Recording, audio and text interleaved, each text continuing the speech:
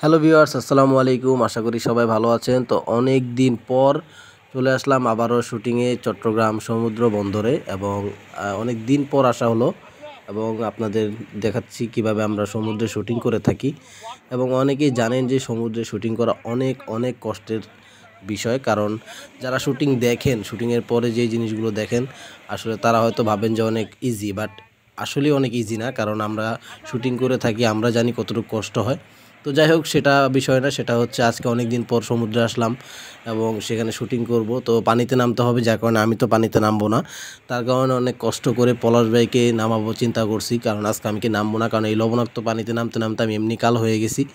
যার কারণে আজকে চিন্তা করছি যে পলাশ ভাইরে নামাবো, এই জন্য পলাশ ভাইরে জুতা টুতো খুলে একদম নামিয়ে দিছি এবং পলাশ ভাই ক্যামেরাম্যানের সাথে সাথে দৌড়াচ্ছে এবং শুটিং করতেছে, দেখেন কত কষ্ট করতেছে। এবং আমি তীরে বসে বসে এবং মজা নিচ্ছি এবং এই বাতাস সমুদ্রের কত সুন্দর মজা নিচ্ছি এবং দেখতেছি শুটিং মজা করে।